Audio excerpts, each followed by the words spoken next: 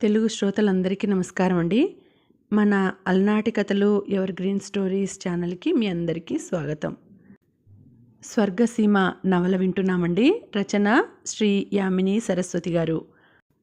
మన వీడియోస్ కనుక నచ్చినట్లయితే తప్పకుండా లైక్ చేయడం మాత్రం మర్చిపోద్దండి. అలాగే లైక్ చేసి వీడియోస్ని షేర్ చేయండి. అలాగే మన ఛానల్ ఇంకా ఎవరైనా సబ్స్క్రైబ్ చేసుకోకపోతే తప్పకుండా సబ్స్క్రైబ్ చేసుకునే చూడండి. ఇక ఆలస్యం చేయకుండా మనం కథలోకి వెళ్ళిపోదాం.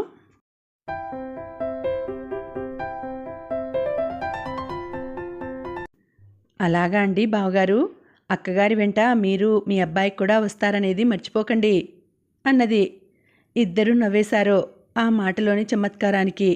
వాళ్ళ మాటలకి అడ్డొస్తూ అంది శ్రీదేవి, మీ చమత్కారాలకేం కానీ ముందు ఆ డ్రెస్ మార్చుకొని రండి, టిఫిన్ చేద్దురు కానీ.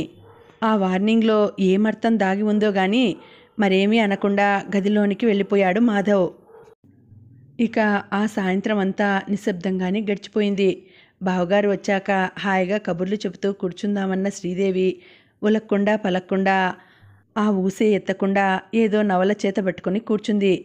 అక్క మనస్తత్వం బాగా తెలుసు కాబట్టి ఏమీ ప్రస్తావించకుండానే 1000 పడగలు చదవటంలో మునిగిపోయింది సరోజ. అసలు సాహిత్య పిపాసుల జీవితమే ధన్యం. వాళ్ళకి ప్రపంచం ఎటుపోయి ఎటు వచ్చినా చింతలేదు. ఏదో ఓ చక్కని పుస్తకం చేతికి దొరికితే చాలు, ఇహ ఏమీ అక్కర్లేదు. అట్టే శ్రమ పడకుండా అన్నీ మర్చిపోతారు.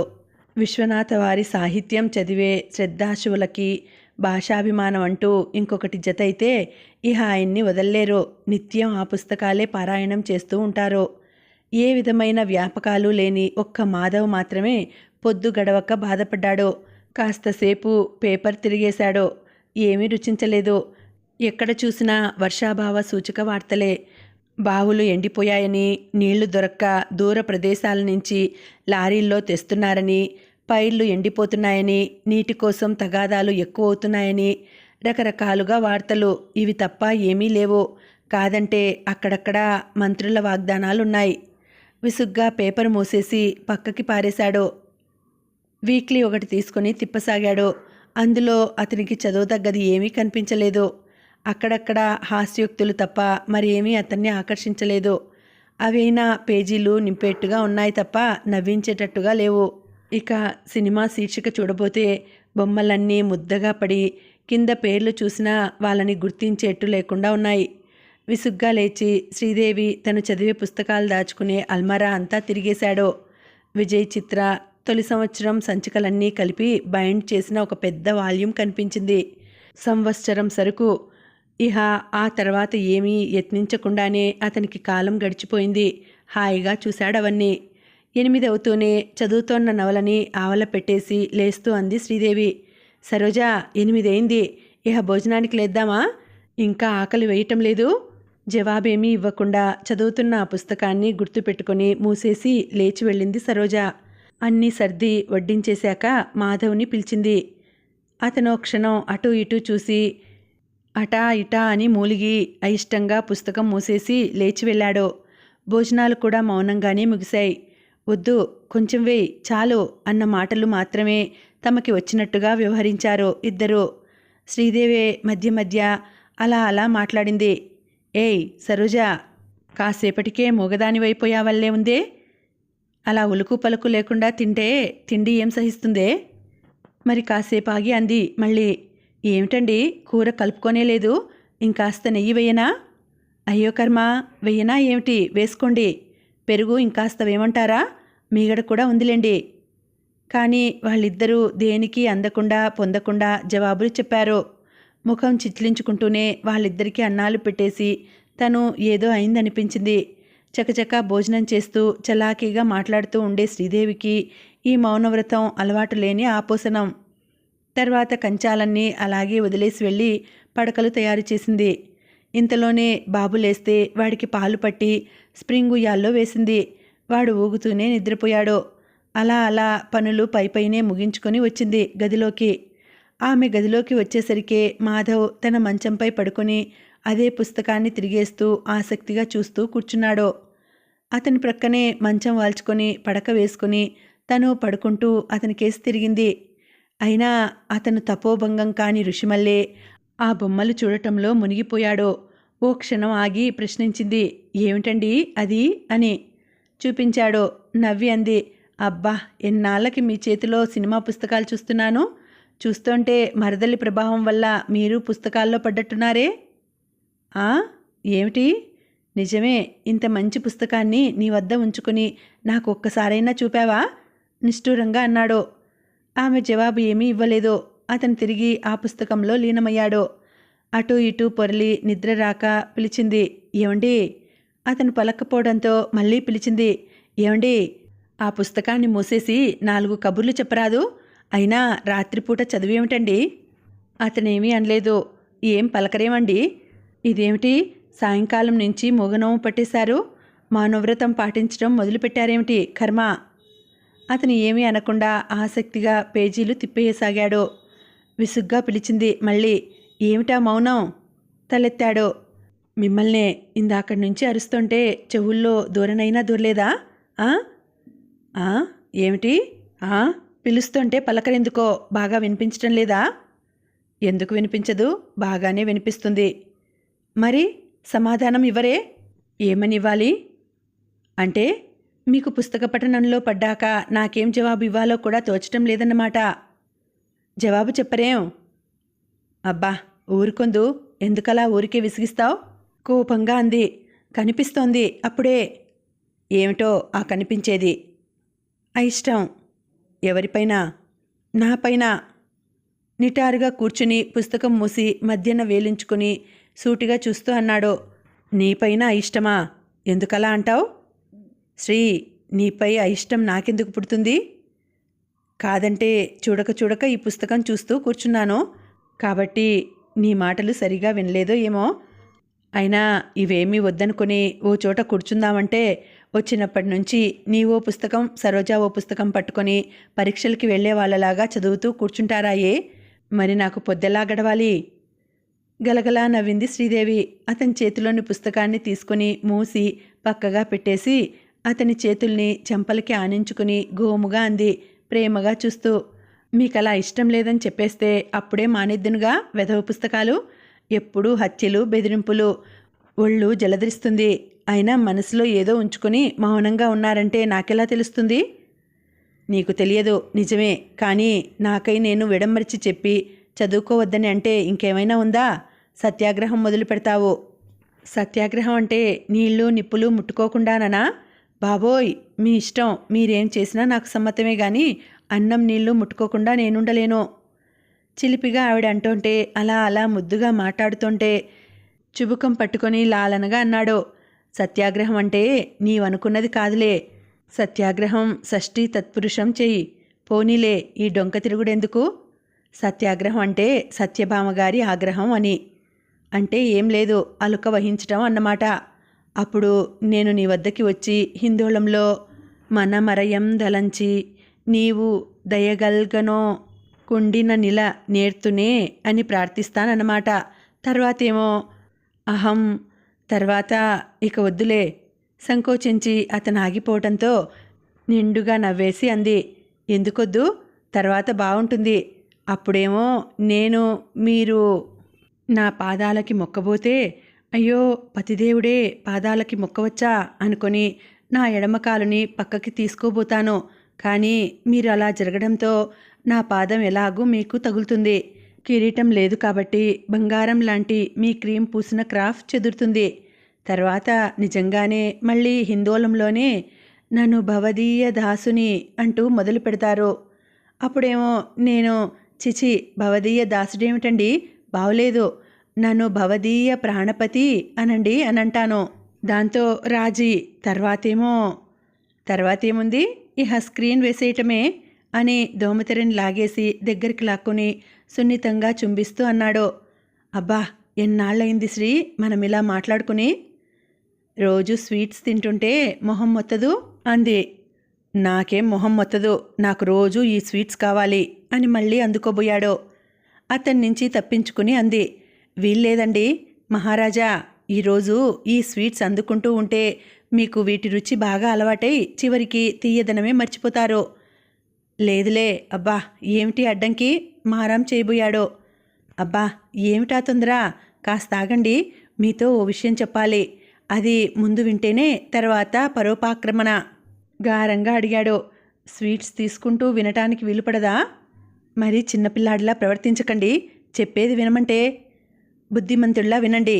లేచి కూర్చొని అతన్ని కూర్చోబెడుతూ అంది. మా సరోజా. అలాగే మీ సరోజా. అలా చేస్తే నేను ఒప్పుకోను. ఇక్కడికి ఎందుకు వచ్చిందో తెలుసా? తెలీదు. పక్కింటి బామ్మగారితో చెప్తుంటే విన్నాను. సరిగ్గా అదే సమయానికి బాత్రూమ్ వైపు వెళుతున్న సరోజ తన విషయం ప్రస్తావన వినబడడంతో అప్రయత్నంగా ఆగిపోయింది. మళ్ళీ తయారైంది బామ్మగారు. ఏమని చెప్తోంది అన్నాడు. ఊరికే ఆవిడని ఆడిపోసుకోకండి. సరోజ ఇక్కడే చదువుకుంటుందట. కపిరెడ్డి వెంకటరెడ్డి కాలేజీలో సీటు వచ్చిందట. ఓఎస్పీలో చేరుతుందట. అలాగా? అయితే నీ ఉద్దేశం ఏమిటి? ఇక్కడే ఉండి చదువుకోమను. నేనేమీ అనుకోను. సరోజ నీకొకటి నాకొకటి కాదు. ఇహ ఏమైనా అనుకోటానికి నాకెవరూ లేరుగా. ఎందుకు లేరు? నేనున్నానుగా అని ఒక్క క్షణం ఆగి, అది కాదండి, మీకిష్టం ఉండదని కాదు, నాకే ఇష్టం లేదు. నిర్ఘాంతపోయాడు. అదేమిటి? నీకెందుకు ఇష్టం లేదు? ఎందుకో అదంటే నాకిష్టం లేదు. అది ఇక్కడ చదువుకోవటం నేను ఒప్పుకోను. విసుగ్గా చూశాడు. సరే కర్మ. ఒకటి మాత్రం నీవు సరిగా చేశావు గనుకనా అనుకొని, ఇదేమిటి శ్రీ ఇలా? అదెలా? నీవెప్పుడూ ఇంతే. నా ప్రాణానికి తెచ్చిపెడుతూ ఉంటావు. ఎందుకండి అలా బెంబేలు పడతారో? ఇక్కడ మీకేమిటి చిక్కు? మీకేమిటి ఇబ్బంది? మీరేమీ దానితో చెప్పక్కర్లేదులేండి. నేనే చెప్తాను. మీరు ఊరికే మౌనంగా ఉంటే సరి. ఏమని చెప్తావు? ఏమనా? మీ బావగారికి ఇష్టం లేదని నెవ్వరపోయి కోపంగా అన్నాడు. అలాగా? ఎందుకు? నీకే ఇష్టం లేదని చెప్పరాదు? నాపై నిందలెందుకు? నాకు సరోజ ఇక్కడ ఉండటం ఇష్టమే. అదే నేననేది. మీకిష్టమనే నాకిష్టం లేదు. ఆవిడ ఇక్కడ ఉంటే నేను మీ దృష్టిలో ఆనను. అందుకే ఉండొద్దంటున్నాను. బిక్క చచ్చిపోతూ అన్నాడు. ఇదేమిటి శ్రీదు, మరీ ఇంత అన్యాయంగా మాట్లాడుతున్నావు? స్వయానా నీ చెల్లెల్ని ఇంత మాట అనటానికి నీకు మనసెలా ఒప్పింది? చిచి, నీవింత నిజంగా ఊహిస్తున్నావని అనుకోలేదు. మీరెంతగా నన్ను నిందించినా పర్వాలేదు. నా సంసారంలో మరో స్త్రీ గాలి కూడా సోకడం నాకిష్టం లేదు. నీచంగా ఘోరంగా జరగబోయే వాటిని ముందుగా నీచంగానైనా సరే ఊహించి అవి జరగకుండా కాపాడుకోవడం మంచిది కదా. మంచిదే. అలాగే నీ ఇష్టం. నీవు దేనిలో మాత్రం నా ఇష్టం అన్నావు? సంసారం చక్కగా సాగాలనుకోవడంతో నా నోరు మూతపడుతోంది. అయినా నీవు ఈ ఇంట్లో ప్రవేశించావు. అప్పుడే నా ఇష్టాలన్నీ నీ ఇష్టాలయ్యాయి. పడుకుంటున్నారా? అలాగే కానియండి. ఉదయం చెప్పేస్తాను. ఆవిడతో ఏదో 4 రోజులుండి వెళితే వెళ్ళమని చెప్తాను. మళ్ళీ అదెందుకు? రేపే వెళ్ళమను. నాకా మాత్రం తెలుసులేండి. లేచి లైట్ ఆర్పి బెడ్రూమ్ లైట్ వేసి బాబుని తెచ్చి దగ్గర పడుకోబెట్టుకొని తన మంచంపై వాలిపోయింది. కానీ తన మాటల వల్ల 2 ప్రాణాలు ఎంతగా క్షోభిస్తున్నాయో ఆమెకేం తెలుసు? అన్నవాళ్ళు హాయిగానే ఉంటారు. కానీ పడ్డవాళ్లకి మనశ్శాంతి ఎక్కడా? ఎంత ప్రయత్నించినా కళ్ళు మూతలు పడటం లేదు మాధవ్కి. అతనికి ఆలోచించిన కొద్దీ బాధ ఎక్కువ కాసాగింది. కానీ ఆలోచనల నుంచి పారిపోదామంటే నిదురు రావటం లేదు. ఏమిటి ఈవిడ ఉద్దేశం? తను కనిపించిన ప్రతి ఆడదాని వెంట తగలబడే రకమా? అలా అని ఈవిడ అనుకుంటోందా? పైగా తననంత చెల్లెల్నే అనుమానిస్తోందా? హే భగవాన్, ఏమిటిది? తనెంత శీలవతో తన చెల్లెలు అంతేననుకునే ఆలోచనే రాదా ఆవిడకి? తనే చెల్లెల్ని అంత హీనంగా ఎందుకు అనుకుంటుంది? దీని వెనుక రహస్యం ఏమైనా ఉందా? అలా ఉండదు. తనతో ఏది దాచదు. మరి ఆ మరీకే తనకే అర్థం దొరకటం లేదు. తమ సంసారాన్ని గురించి ఆవిడకి ఎంతైనా జాగ్రత్త అవసరమే, కాదనడు. కానీ అతి జాగ్రత్తలో యువతలి వ్యక్తులు ఎంతగా బాధపడతారో ఊహించదేం? నిజంగా చాలా చిత్రమైన వ్యక్తి. తనంటే లెక్క చేయదు. అది తనకి బాధ కాలేదు. ప్రేమ ఉన్నప్పుడు గౌరవం ఎందుకు? కానీ తనకి ఏదీ లోటు రానివ్వదు. ఎందునా చింతలేదు తనకి. అన్నిటా ఆవిడదే అధికారం. అయినా అందుకు తనకి విచారం లేదు. అధికారం ఎవరిదైతేనేం ఆ అధికారమేదో ద్యోతకం కాకుండా సంసారాన్ని నెగ్గించుకురావాలని ఆవిడ అనుకోదు. అక్కడే చిత్రం. అయినా అది తనకు బాధ కాదు. విసుగ్గా లేచి కూర్చున్నాడు మాధవ్. నిద్ర రాదు. ఆలోచనలు తెగవు. ఏం చేయాలి? లేచి వెళ్ళి టేబుల్ ల్యాంప్ వెలిగించుకొని ఆ మిగిలిన సంచికలు తిరిగేస్తూ కూర్చున్నాడు. హఠాత్తుగా మెలకువ వచ్చి లేచి కూర్చుంది శ్రీదేవి. టేబుల్ ముందు కూర్చొని సినిమా బొమ్మల్ని అత్యంత ఆసక్తితో చూస్తున్న మాధవ్ని చూసేసరికి ఎంత పిచ్చి, కొత్త బిచ్చగాడు పొద్దెరగడట అలా ఉంది. ఏ యావ పడితే అదే యావనా అనుకుని మెల్లగా లేచి అతని వెనుకే వెళ్ళి నిల్చుంది. నిశ్శబ్దంగా చూస్తూ మెల్లగా ఒక్కో బొమ్మని చూస్తూ చదువుతూ పేజీలు తిరిగేస్తున్నాడు మాధవ్. ఓ నిమిషం పాటు అలాగే చూస్తూ నవ్వుకొని తమాషా చేయాలని కళ్ళు మూసింది. హఠాత్తుగా ఆవిడ అలా చేయటంతో గాబరా పడ్డాడు. ఏమిటండి ఇది? తబ్బిబ్బవుతూ ఏది ఏది ఏమీ లేదు, ఏమీ లేదు శ్రీ, ఏదో నిద్ర రాక ఇలా చూస్తున్నాను అంతే.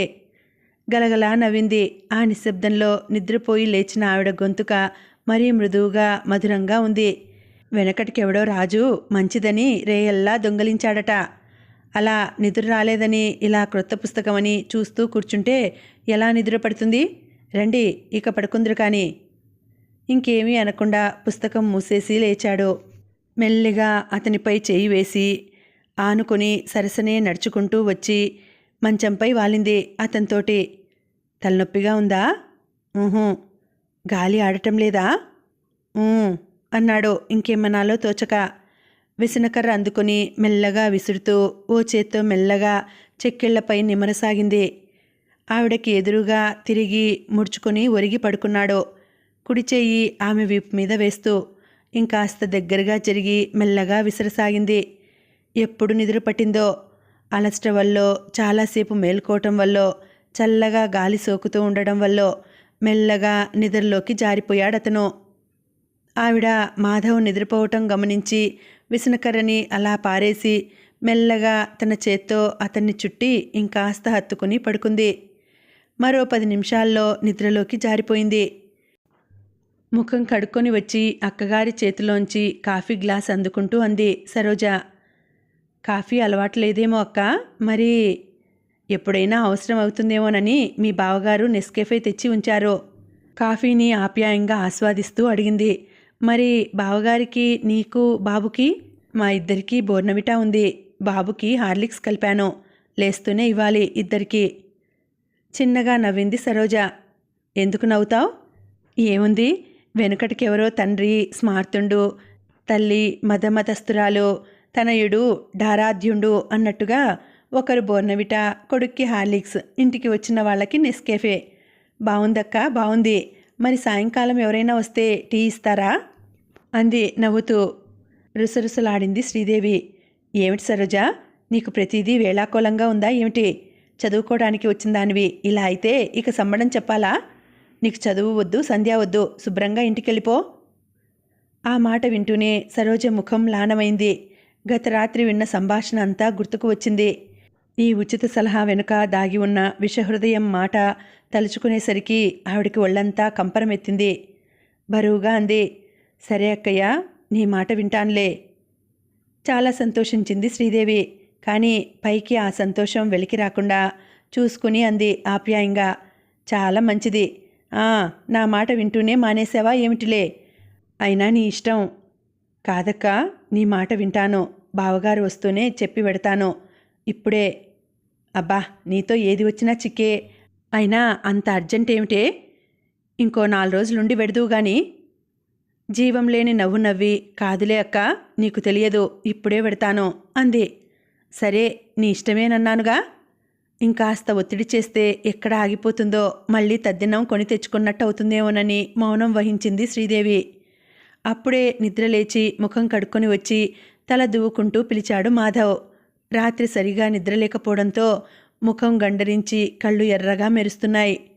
గ్లాస్ తీసుకుని వెళ్ళి ఇస్తూ అంది. విన్నారా? చెప్పకుండానే ఎలా వింటాను? కొంచెం కొంచెంగా రుచి చూస్తూ ప్రశ్నించాడు. సరే, మీ వేళాకోళాలకేం గాని మా సరోజ ఇంటికి వెళ్ళిపోతుందట. ఎందుకు?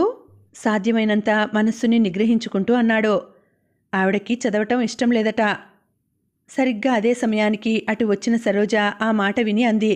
అదేం కాదు బావగారు, నాకు కాలేజీలో సీటు వచ్చింది. దాని వెంటే హాస్టల్కి కూడా అప్లై చేశాను. అందులోనూ సీటు వచ్చింది. హాస్టల్లో ఉండి చదవాలని ఉంది. ఈరోజే జాయిన్ కావాలి. అందుకని ఇప్పుడే పెడతానంటున్నాను. నెవ్వెరపోయి అంది శ్రీదేవి. అయితే చదువు మానుకొని ఇంటికి వెడతానన్న మాట ఒట్టిదేనా? పేలవంగా నవ్వి, ఒకసారి నిర్ణయించుకున్న విషయాన్ని అంత తేలిగ్గా మార్చుకోలేనక్కా. సరదానా ఏమిటి? నేను వెళ్ళొస్తాను బావగారు. వాళ్ళు ఏమీ అనటానికి అవకాశం ఇవ్వకుండా బయటకు వెళుతున్న రిక్షాని కేకేసింది. వాడికి సామాను చూపించి రిక్షాలో పెట్టించింది. ఇద్దరూ గేటు వద్దకి వచ్చారు. రిక్షాలో ఎక్కుతూ అంది, వెళ్ళొస్తాను బావగారు. అక్కయ్య, వెడతాను. పాపం నాతో హాయిగా 4 రోజులు గడపాలనుకున్నావు. అయితే ఏం చేస్తాం? బావకి చెప్పు. రిక్షా కదిలింది. ఆ మాట విని, సరోజా, మాటలతో దెబ్బతీయటం బాగా నేర్చుకున్నావే అనుకున్నాడు మాధవ్. రిక్షా బాగా దూరం అయ్యాక అన్నాడు శ్రీదేవితో, కనీసం అప్పుడప్పుడు వస్తూ ఉండమని అయినా అనలేదు. పాపం ఎంత నొచ్చుకుందో. నిరసనగా అంది. కాగల కార్యం గంధర్వులు తీర్చారని సంతోషిస్తూ ఉంటే పైగా తద్దినాన్ని కొని తెచ్చుకోమంటారా? ఎవరెంత నొచ్చుకున్నా నాకేం పర్వాలేదు. మరదలు నొచ్చుకుంటుందేమోనని మీరు బాధపడకుంటే చాలు. అయినా నా చెల్లెలు ఏమనుకున్నా నాకు పర్వాలేదు. పోనీ ఏది ఎలాగైనా మన ఇద్దరం హాయిగా ఉంటే అంతే చాలు. అదే నాకు కావాల్సింది. నిట్టూర్చి ఇంట్లోకి వచ్చేసి పేపర్ చూస్తూ కూర్చున్నాడు. బాబు లేచిన సవడికి ఇంట్లోకి వెడుతున్న శ్రీదేవిని చూసి, నీ మనస్సే నాకు అర్థం కాదు అనుకున్నాడు భారంగా. వాతావరణం చాలా ఆహ్లాదకరంగా ఉంది. చిరుచిరు మేఘాలు తారట్లాడుతూ పిల్లగాలికి పారిపోతున్నాయి. వలయా నిలయం కన్నా మనోహరంగా ఉంది. ఆరు బయట పడక్కుర్చీలో పడుకుని శాంతంగా పేపర్ చూస్తూ కూర్చున్నాడు మాధవ్. ఇంకా ఎక్కడా ఆంధ్రదేశంలో వరుణుడు చినికినట్లు కనిపించలేదు. వార్తల్లో ఎక్కడ చూసినా సహస్ర ఘటాభిషేకాలు, విరాట పర్వ పఠనాలు. ప్రపంచం ఎంతో నాగరికంగా పెరిగిపోయినా ఇంకా భారతదేశంలో ఈ నమ్మకాలు ఒమ్ము కావటం లేదు. అందుకేనేమో దేశం ఏమాత్రంగానైనా ఉండేది. సశాస్త్రీయంగా అన్నీ వాదించినా ఇలాంటి గడ్డు స్థితిలో మానవుడికి దేవుడు గుర్తురాక తప్పదల్లే ఉంది. శరీరం కాస్త వెచ్చనైతే విభూతి పట్టించుకోవడం మానని వాళ్ళు, మెడలోనో చేతిలోనో నొప్పి వస్తే ఇలుకు మంత్రం మంత్రించుకునేవాళ్ళు ఇంకా అధిక సంఖ్యాకంగానే ఉన్నారు. వారికి ఏదో రుజువు కనిపించందే ఇలా ఎందుకు జరుగుతూ ఉంటుంది? యాదృశీ భావన ఎత్ర సిద్ధిర్భవతి తాదృశీ. బాబుగారు, ఉలిక్కిపడ్డట్టు నిటారుగా కూర్చున్నాడు పని మనిషి రాజమ్మ. ఒక్క నిమిషం ఆగి మళ్ళీ పిలిచింది, బాబుగారు. ఏం రాజమ్మ, ఏమిటి? చేతులు నులుముకుంటూ చెప్పలేకపోతున్నట్టుగా నిలబడింది. ముఖంలో ఆందోళన కనిపిస్తోంది. కూర్చొని తీరిగ్గా శాంతంగా చెప్పు. ఏమిటి సంగతి? మొరుసు నేలలో కూలబడుతూ మళ్ళీ పిలిచింది, బాబుగారు. చెప్పు రాజమ్మ, ఎందుకు సందేహం? అది కాదు బాబుగారు. ఇలా నాంచితే ఏం లాభం? నీ మనసులోని మాట చెప్తే కదా తెలిసేది. అది కాదు బాబుగారు, అమ్మగారు. మళ్ళీ వాక్యం పూర్తి చేయలేకపోయింది. ఏమైనా అన్నారా? పనిలోకి రావద్దన్నారా? ఆత్రంగా ప్రశ్నించాడు. శ్రీదేవికి అలవాటే తిక్కరేగినప్పుడు వద్దు పొమ్మనటం, మళ్ళీ పని చేసుకోలేక ఎవరినో ఒకరిని బ్రతిమాలి రాజమ్మని పిలిపించుకోవటం. ఒక్కోసారి మాధవ్కి తప్పేది కాదా డ్యూటీ? ఏ మాటకు ఆ మాటే చెప్పుకోవాలి. అమ్మగారి అయ్యగారి గుణాలు తెలిసిన దానివల్ల రాజమ్మకు కూడా ఇది అలవాటైపోయింది. కాదు బాబుగారు, అమ్మగారు ఇంట్లో. ఓహ్ అదా, ఇంట్లో లేదులే, గుడికి వెళ్ళింది. క్యాంపు నుంచి ఇప్పుడప్పుడే రాదులే. ఏమిటో చెప్పేయి. కొంచెంసేపు సంకోచిస్తున్నట్టుగా అంది. నన్ను మన్నించండి బాబుగారు. ఏమైంది రాజమ్మ? సంకోచించవద్దు, చెప్పు. అది కాదు బాబుగారు, మా సిన్నోడికి నిన్నటి నుండి ఆటలమ్మ సోకింది. స్మృతిలో లేకుండా ఉన్నాడు. వాళ్ళయ్యగారి వెంట వెళ్ళిపోయినాడు. డాక్టర్ గారు సూది మందు ఇయ్యాలంటున్నారు. ఆగింది, చెప్పాల్సింది అయినట్టు. అరెరే, ఎంత చిక్కొచ్చింది! అలాగే ఇప్పించలేకపోయావా? మంచి ఇంజెక్షన్ ఇప్పించు, లేకపోతే తర్వాత ఎంతో బాధపడాల్సి వస్తుంది. అదే బాబు, కానీ. ఏమిటి రాజమ్మా, ఏమిటి నీ సందేహం? కొంచెం డబ్బు కావాలి బాబు. ఓహ్, నాకు మతే లేదు. రా రాజమ్మ, తీసుకెళ్ళు. ఎంత కావాలేమిటి? కుర్చీలోంచి లేస్తూ అడిగాడు. ఓ 10 ఇప్పించండి బాబు, చాలు.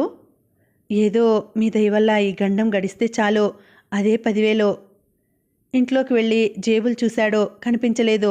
అల్మారాలో వెతికాడు, కనిపించలేదు. సూట్ కేసులో చూశాడు, కనిపించలేదు. నిరాశగా నిట్టూర్చి శ్రీదేవి సూట్ కేసు తెరిచాడు. పర్స్ కనిపించింది. సంతోషంతో ఓ నోటు తీసుకుని మళ్ళీ పర్స్ అక్కడే ఉంచేసి సూట్ కేస్ మూసేసి పిలిచాడు. రాజమ్మా, వస్తున్నా బాబూ. గది గడపలో నుంచుంది. 10 రూపాయలు ఇస్తూ అన్నాడు. జాగ్రత్త, మంచి మందు ఇవ్వమని చెప్పు. అలాగే బాబూ. నోటు అందుకుని కళ్ళకద్దుకుని వెళ్ళిపోబోయి ఒక్క క్షణం ఆగి అంది. లైటు వెలిగించి అన్నాడు. ఇంకా ఏమిటి రాజమ్మా? ఓ విషయం బాబుగారు, ఈ విషయం అమ్మగారికి చెప్పకుండా దాచండి. జీతం డబ్బులు కాక పైగా తీసుకెళ్తున్నానని కోపడతారు అన్నది. అలాగే, అమ్మగారికి చెప్పనులే. ఇందులో ఏం గొప్ప ఉంది? వస్తాను బాబుగారు. నమస్కరించి పోబోయింది. అప్పుడే ఇంట్లోకి ప్రవేశిస్తున్న శ్రీదేవి ఈ మాటలు వింది. గదిలోంచి వస్తున్న రాజమ్మ, మాధవ్ ఇద్దరూ ఒక్కసారే చూశారు శ్రీదేవిని. ఇద్దరి ముఖాలు ఓ క్షణం పాటు పాలిపోయాయి. తబ్బిబ్బవుతూ అంది. గుడి నుంచి వస్తున్నారా అమ్మగారు? బావేడి? మాధవ్ ప్రశ్నించాడు. మూలిగి ఓ క్షణం ఇద్దరినీ పరిశీలించి అంది. ఆమె చూపుల్లో ఏదో అర్థం కాని రహస్యం కనిపిస్తోంది. ఒక్క నిమిషం అలాగే ఉండు రాజమ్మ. ఏమిటండి, అమ్మగారితో చెప్పనులే అంటున్నారు అన్నది. శ్రీదేవిలోనున్న విశేషమే అది. ఆవిడ మనసులో ఏది దాచుకోదు, ముఖాన్నే అడిగేస్తుంది. దొంగతనం చేస్తూ దొరికిన దొంగల్లా అయ్యారు ఇద్దరూ. ఏమీ లేదు. అతని కంఠంలో కొద్దిగా తడబాటు కనిపించింది. ఏమీ లేకపోతే చెప్పొద్దని ఎందుకనాలి? గర్జించినట్టుగా అంది. అది కాదమ్మగారు, ఏదో చెప్పబోతున్న రాజమ్మని నువ్వు ఊరుకో అని గర్జించి, ఏం జవాబు చెప్పరు? ఏమిటది అని ప్రశ్నించింది. ఏమీ లేదు శ్రీ. రాజమ్మ వైపు చూశాడు. మళ్ళీ అదే జవాబు? ఏమీ లేకపోతే ఆ మాట ఎందుకు? అది చెప్పొద్దని కోరిందా? మీరిద్దరూ కలిసి మాట్లాడుకున్నారా? లేకపోతే మీరే బ్రతిమాలుతున్నారా? నెవ్వెరపోయి కోపంగా అన్నాడు. ఎందుకలా మాట్లాడతావు? అదంతా ఏం లేదు. రాజమ్మ ఓ 10 రూపాయలు అడిగింది, ఇచ్చాను. పర్స్ నీ సూట్ కేసులో ఉంది కదూ, అందులోంచి తీసిచ్చాను. ఎందుకని? జీతం ఇచ్చేసి వారం రోజులు కూడా కాలేదే. జీతం కాదండి అమ్మగారు. మరి ఇనామా? మండిపడి అన్నాడు. ఇనామా? ఇనామేమిటి? బహుమతి ఇవ్వటానికేం జరిగిందని అర్థం లేకుండా మాట్లాడకు. మండిపడుతూ అడిగింది. అదే నేను అనేది. అర్థం లేకుండా ఎందుకు చెప్తారు? బహుమతి ఇవ్వటానికేం జరిగింది? అది నా నుంచి ఎందుకు దాస్తున్నారు అనేగా నేను అడిగేది. జవాబు చెప్పరేం? పలకలేదతను. సరే, చీత్కరించినట్టుగా అని చరచరా గదిలోకి వెళ్ళి ట్రంకు తెరిచి ఓ 10 రూపాయలు అందుకుని విసురుగా వచ్చి రాజమ్మపై విసిరేస్తూ తీసుకో అంది. వంగి అందుకుని వణికిపోతూ తిరిగి ఇచ్చేయడానికి చెయ్యి ముందుకు సాచి అంది ప్రార్థనాపూర్వకంగా. నాకెందుకమ్మగారు? అక్కర్లేదు, తీసుకోండి. ఏం, అమ్మగారిస్తే అక్కర్లేదా? అయ్యగారిస్తే తీసుకుంటావా? ఇది ఈ నెల జీతం. అయ్యగారిలా బహుమతి కాదులే, తీసుకో. బిగ్గరగా ఏడ్చేసి 2 10 రూపాయల నోట్లు ఆమె కాళ్ల వద్ద పడవేసి అంది. నన్ను మన్నించండి అమ్మగారు, ఇంకెప్పుడు ఇలా అడగను. అవతలికి జరుగుతూ అంది. సరిసరి, నీకు బుద్ధి లేకున్నా నాకైనా బుద్ధి ఉండక్కర్లా? మరోసారి ఇలా జరగడానికి అవకాశం ఇచ్చినా సంసారంలో నిప్పులు పోసుకుంటానా? ఆ డబ్బు తీసుకో, ఇక రాకు. నా సంగతి తెలుసుగా, ఎంత ఏడ్చి మొత్తుకున్నా లాభం లేదు. మాట అన్నాను, ఇహ అంతే. నోట మాట రాక నివ్వెరపోయి నిల్చుంది రాజమ్మ. తీసుకో ఆజ్ఞాపించినట్టుగా అనేసరికి అప్రయత్నంగా తీసుకుంది. ఇక వెళ్ళిపో. శ్రీదేవి, మీరు జోక్యం కలిగించుకోకండి. ఏం జరిగింది ఇహ చెప్పనవసరం లేదు. ఇది నా స్వంత విషయం, మీరు వెళ్ళండి అవతలికి అని గట్టిగా అరిచింది. అయ్యింది చాలనుకుని ఇంకేమీ అనలేక గదిలోకి వెళ్ళిపోయాడు విసురుగా. ఏడుస్తూ వెళ్ళిపోయింది రాజమ్మ, తన దురదృష్టాన్ని నిందించుకుంటూ. అలాగే చాలాసేపు ఆలోచిస్తూ నిల్చుండిపోయింది శ్రీదేవి. బాబు వచ్చి కాళ్లకు చుట్టేసుకున్నా అలాగే నిల్చుంది. భగవాన్, ఏమిటిది? మగవాళ్ళింత చవటలైతే ఇక ఆడవాళ్ళు బ్రతికేదెలా? చిచి, ఆఖరికి పని మనిషికి కూడా లొంగిపోతే. అసహ్యం వేసి ఆలోచనల్ని పరిహరించుకోవాలని చూసింది. కానీ క్షణక్షణానికి పని మనిషి ముఖమే గుర్తుకు వచ్చి బాధపెట్టసాగింది. నిజమే, మనిషి యవ్వనంలో ఉంది. రెండో సంబంధం స్త్రీలు ఎలా ఉంటారు? మంచి యవ్వనంలో పిటపిటలాడుతూ ఉంది. కాయకష్టం చేసిన శరీరం కాబట్టి బాగా బిగుతుగా కనిపిస్తుంది. అందగత్తె కాదు, అలా అని అనాకారి కాదు. చామన ఛాయ కంటే కొంచెం లేతరంగులో చక్కని కనుముక్కు తీరుతో అందంగానే కనిపిస్తుంది. చూస్తూ కూర్చుంటే అయినా తనతో అందంలో సాటిరాదు. కానీ యవ్వనం, తను ఓ పిల్లల తల్లి, మళ్ళీ ఇప్పుడు పూర్ణ గర్భిణి, తాను అన్ని విధాలా పరిహర్య, పైగా ఆ పని మనిషి భర్త రోగిష్టి. ఇది పెళ్ళై వచ్చినప్పటి నుంచి ఇక తన భర్త లాంటి వాడు కోరితే దానికి అంతకంటే కావాల్సిందేముంది? భగవాన్! ఆలోచనలు, అందులో మనిషికి తన వైపు వాదన బలం పెంచుకోవాలనుకునేవారు ఆలోచనలతో తేనెలో పడ్డ ఈగల్లే అవుతారో. ఇక అందులో తారట్లాడుతూ ఉండాల్సిందే తప్ప యువతలికి రాలేరు. మళ్ళీ ఆలోచనలు కమ్ముకున్నాయి. అయినా దీనికి పరిష్కారం ఏమిటి? అయితే దీనికి పరిష్కారం ఏమిటి? ఇంకా ఉందండి, కథ కొనసాగుతుంది. మళ్ళీ వచ్చే వీడియోలో కలుసుకుంటానండి. అంతవరకు సెలవు. నమస్తే.